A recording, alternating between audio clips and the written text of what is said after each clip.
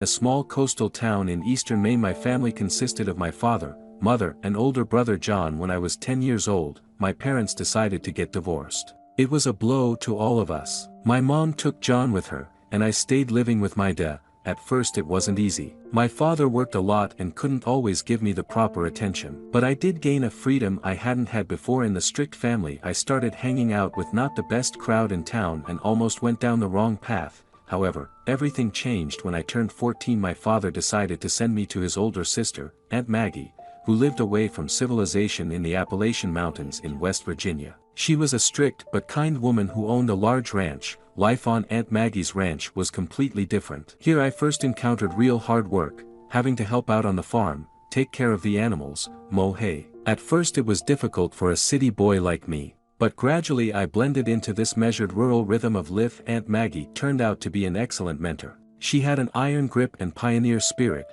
but was also wise and patient. Under her attentive guidance, I became a man, learned to appreciate the simple joys of life and daily labor. I grew to love this life away from urban bustle. On the ranch, I made new friends, local boys who were raised doing hard work from childhood. But after the workday, we found time for entertainment too, swimming in the mountain stream, fishing, horseback riding, evening campfires. The 3 years spent in the mountains became a turning point for me. It was here that I first tasted real work and found wholeness of character. When I returned to my hometown at 17, I was a completely different person, more disciplined, self-confident and ready for independent life. Those years in the mountains toughened me up and helped me avoid many temptations of youth. In August of this year, my old friend Make, who I had worked alongside years ago at my Aunt Maggie's ranch, called me up unexpectedly. It turned out he had finally decided to marry his longtime girlfriend Sandy. I was overjoyed for Make. He was a good guy and deserved to find happiness. However, Make then stunned me with an unusual request. He asked if I would be willing to host their wedding ceremony and celebration at our old family farm. Make reminisced about how when we were young, we had dreamed of one day holding our own weddings out here amidst the pristine nature. I was taken aback by his ask. Our farm had always been a quiet, secluded family homestead where people came for peace and solitude. But to throw a raucous party here with music, dancing, and crowds of guests, that went completely against the spirit of this place. Plus, our narrow country roads barely allowed 2 cars to pass each other, let alone streams of wedding processionals. Our nearest neighbors were miles away, but I knew all too well how sound could carry through these still rural spaces. On the other hand, Make was my best friend whom I owed so much to. If not for his invaluable help in the past, who knows where I would have ended up. To refuse his request seemed like unforgivable ingratitude. After weighing the pros and cons, I decided to accommodate Make, but with certain conditions. I explained that hosting a big, boisterous wedding with lots of guests wouldn't work. However, if they kept it to a small, intimate outdoor family ceremony with only the closest of kin, I would be happy to allow it. Make was overjoyed and readily agreed to my terms. We decided on a Sunday morning a few weeks later, giving me plenty of time to prepare the grounds and old barn for the modest proceedings. As the morning of the wedding dawned, the late summer air held that crisp bite that hinted at the changing seasons to come. I had set up a small dais with an arched trellis entwined with vines and wildflowers, providing a rustic backdrop for the ceremony site in the West Meadow. The first guests began arriving around 10 a.m. in a smattering of pickup trucks, Make's family from across the state, Sandy's parents, and a few aunts and uncles. Despite the limited numbers, the festive atmosphere was infectious as children ran around playing while the adults caught up and embraced. Right at 11 a.m., Make appeared looking dashing in a classic black suit, walking between the rows of hay bales that created an aisle of sorts leading to the trellis. His father, old Jim, stood waiting to officiate wearing his old faded overalls. This was about as formal as a ceremony could get in these parts. Sandy emerged moments later from the old ranch house where she had been preparing. The morning sunlight caught the beaded embroidery of her simple white dress as she walked toward us carrying a bouquet of wildflowers picked from around the property. With her broad smile and rosy cheeks, she was the perfect vision of a radiant bride. The actual ceremony was a beautiful, poignant affair filled with both laughter and tears. Make and Sandy exchanged heartfelt vows they had written themselves, drawing chuckles with their shared memories of younger, more carefree days. You could feel the authenticity of their love and commitment reverberating across the meadow when they were pronounced husband and wife. The small crowd erupted into cheers and applause as Make dipped Sandy into a passionate kiss. Even the horses whinnied from the nearby paddock, as if joining in the joyous celebration. After congratulations and hugs, we all migrated over to the old dairy barn that had been decorated inside with twinkling lights and a long table set for the wedding brunch. As a gifted violinist played, we enjoyed an incredible spread of farm-fresh foods, fluffy buttermilk biscuits, thick-sliced bacon, home-fried potatoes, and of course my specialty, blueberry pancakes smothered in real maple syrup. The love and togetherness in that rustic setting was palpable. Toasts were made extolling the persevering devotion of the newlywed couple. Sandy's father gave an especially touching speech about watching his little girl become a woman while always keeping her kindness and values intact. As the brunch wound down a couple hours later, I could see Make and Sandy were anxious to depart for their honeymoon, a camping trip to the mountains where we had spent those carefree summers years ago. Though I had hoped to spend more time with them, duty was calling me away as well. One of my prime suppliers had run into an equipment issue and needed me to personally inspect a situation at their farm a few hours away. As I pulled Make aside to congratulate him once more and explain why I would have to take my leave, he stopped me with a firm hug. As I drove away from the warm scene of celebration back towards my workaday reality, I couldn't help but feel immensely grateful to have played a small part in my dear friend's joy. Though an unconventional setting, the whole affair could not have been more fitting and true to Make's character. Simple, heartfelt, a cherished gathering of loved ones. My only regret was not being able to see it through to its familial conclusion. But such is the nature of life on a working farm and ranch like ours.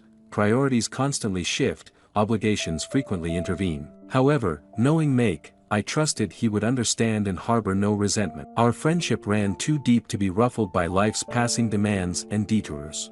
I had made it clear to Make that allowing them to host the wedding at the farm was contingent on keeping things low-key and respecting the tranquil nature of the property. No loud music, no raucous parties, just an intimate ceremony and meal with close family before they departed for their honeymoon. Make had agreed readily, seemingly appreciating how important preserving the farm's serene spirit was to me. So when I finally returned late that evening after resolving the equipment issue at my supplier's farm, I was utterly unprepared for the scene of utter chaos that awaited me. As I pulled up the long dirt drive, the first thing I noticed was the thumping bass line of loud music polluting the previously peaceful air. Then I spotted random solo cups and beer cans littering the grounds. Had some frat party descended on my family's sacred homestead in my absence?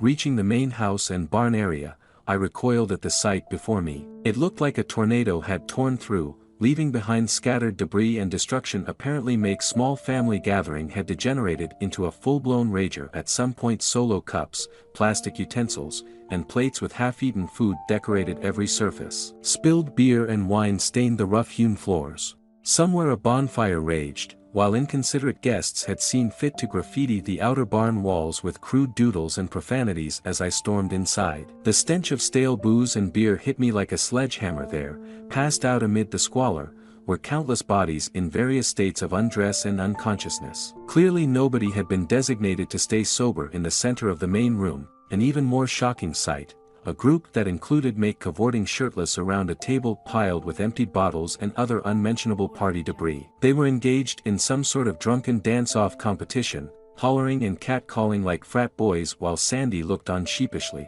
This was the culmination of the beautiful family wedding I had envisioned. This desecration of my family's homestead, the legacy I had spent years protecting and preserving. A blind rage gripped me at that moment. What in the hell is going on here? I shouted over the blaring music at the top of my lungs. Make, Sandy, explain yourselves right now. The raucous crowd briefly paused, turning in confusion towards the furious voice that had pierced their alcohol-soaked stupor. Make's eyes went wide when he recognized me standing there, seemingly snapping out of his drunken revelry. Jake, bro, why made it back?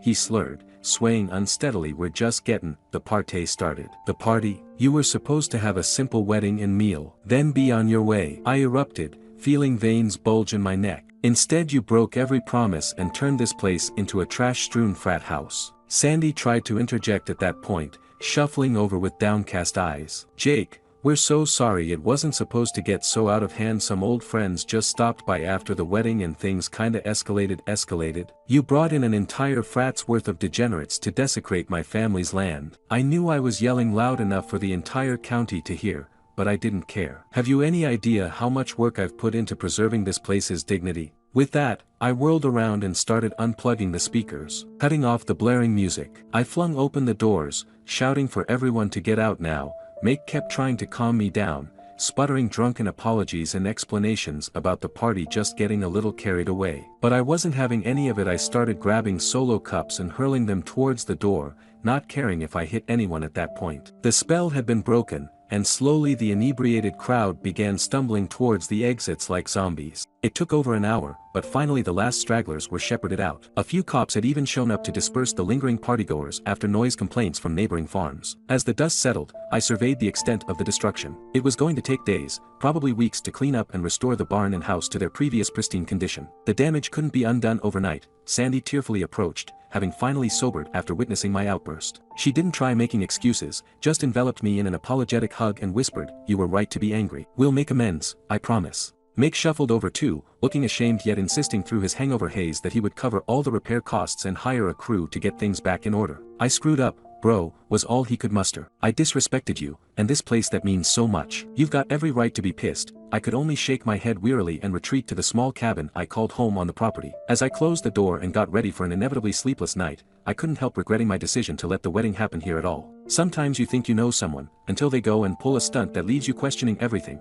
In that moment, hours off backbreaking labor to undo this transgression seemed a small price to pay for preserving the farm's heart and soul. I knew Grandma and Grandpa would have launched an unholy storm upon witnessing such wanton disrespect of their life's work. And silently, making a sacred vow to their memory, I swore to redouble my devotion as caretaker of their treasured legacy, no matter what heartbreaks and hardships lay ahead. My name is Victor, and I want to tell you the story of the betrayal that broke my heart. This happened with my wife Anna and my best friend Sergey. I will never forget the day I learned of their affair. It was like a sudden thunderclap on a clear day. I physically felt my soul shatter into pieces. The pain was so deep, as if a knife had been plunged into my very heart. I could not believe that the people I trusted wholeheartedly were capable of such treachery. The betrayal of loved ones was the worst thing that could happen. It all started when Anna convinced me to create an account on one of the trendy dating apps. As an old-school person, I was skeptical of virtual connections. But Anna persuaded me that it was an excellent way to make new acquaintances. Swiping through one uninteresting profile after another, I came across Anna's page. Her photo and description immediately charmed me. We had many interests in common. We both loved historical reenactments and fencing. Like two kindred spirits, we quickly found mutual understanding. Our relationship progressed rapidly. Within a year, we got married at the Peter and Paul Fortress in historical costumes. Life was wonderful until Sergey, my best friend from university days, burst into it. When his wife went on an extended business trip, he started frequently visiting us in the evenings.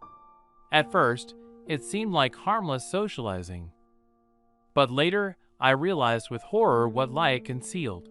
The warning signs began with little things. Anna suddenly started carefully monitoring her appearance when Sergey was around. They exchanged strange glances, fell silent when I entered. But I shrugged off all suspicions, not believing a possible betrayal. Everything changed the day the routine of life was disrupted by a call from Sergey.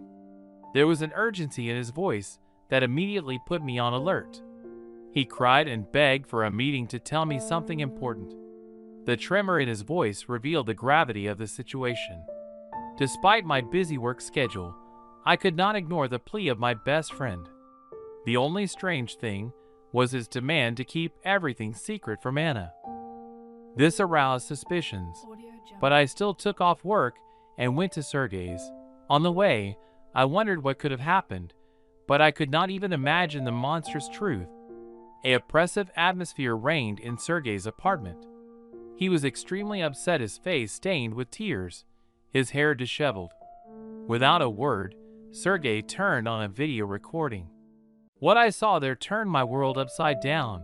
On the recording were Anna and Mike having sex in our own bedroom. I was shocked to the depths of my soul, words caught in my throat. The love I had showered Anna with was not enough for her to remain faithful to her own husband. A few moments later, our sad glances met Sergey's. His quiet whisper, "You were right," said a lot. We both suffered from the betrayal of our closest people. This pain shattered my heart into pieces. The people I trusted wholeheartedly turned out to be completely different from who I thought they were. The harsh truth crashed down on me like a boulder. It was unbearably difficult to bear. I lost my footing from the realization that the life I had built was merely an illusion. After that shocking video revealing Anna and Mike's affair, a storm erupted in my life. Selena and I decided we needed to confront them together, as we felt the same pain from their betrayal. But simply talking didn't seem enough. We craved rightful retribution. A couple days later, the four of us gathered at Selena's under the guise of watching a movie. The atmosphere was tense, everyone silent, feeling something was off. And then, instead of a film, Selena played that same recording of the affair. Anna and Mike's faces flushed with shame as the evidence of their guilt played out on screen. They never expected to be caught on camera. A wave of emotions washed over me. Slowly rising, I approached Anna. My voice sounded uncharacteristically firm yet sad. I told her what was difficult to voice. She had destroyed our marriage, sparing neither me nor her own sister. Anna behaved as a selfish betrayer, and I would have to leave her. Walking out of Selena's home, I cried from the pain. The wife I so loved had been unfaithful, staining our fidelity. I had never cheated on her our entire married life. And now I would have to divorce my closest person. I filed for divorce. News of Anna and Mike's deeds rocked our circle of friends. Former close bonds paled because of their vile act. Even mutual acquaintances condemned them. But Selena displayed admirable strength of spirit. She won full custody of her daughter. Mike's infidelity played in her favor. The path to healing was thorny. I had to work through deep pain and attend therapy. My mom and friends helped me cope, not letting me withdraw into myself. It was my mom who insisted on psychological help. The craving for payback became for me less about revenge and more about finding inner resources to live on. The scars from betrayal will remain, but they show how strong in spirit we are to overcome even the most complicated hardships. After the divorce, I thought the pain would never subside. But with time and effort, it is possible to endure any blow from fate. Anna tried to reach out, but I ignored it. I'm content with where I am in life now and regret nothing. The people I trusted wholeheartedly turned out to be completely different from who I thought they were. The harsh truth crashed down on me like a boulder. It was unbearably difficult to bear. I lost my footing from the realization that the life I had built was merely an illusion. After that shocking video exposing Anna and Mike's affair, a storm erupted in my life. Selena and I decided we needed to confront them together, as we felt the same pain from their betrayal. But simply talking didn't seem enough. We craved rightful retribution. A couple days later, we gathered at Selena's under the guise of watching a movie. The atmosphere was tense, everyone silent, feeling something was off. And then, instead of a film, Selena played that same recording of the affair. Anna and Mike's faces flushed with shame as the evidence of their guilt played out on screen. They never expected to be caught on camera. A wave of emotions washed over me. Slowly rising, I approached Anna. My voice sounded uncharacteristically firm yet sad. I told her what was difficult to voice. She had destroyed our marriage, sparing neither me nor her own sister. Anna behaved as a selfish betrayer, and I would have to leave her. Walking out of Selena's home, I cried from the pain. The wife I so loved had been unfaithful, staining our fidelity. I had never cheated on her our entire married life. And now I would have to divorce my closest person. I filed for divorce.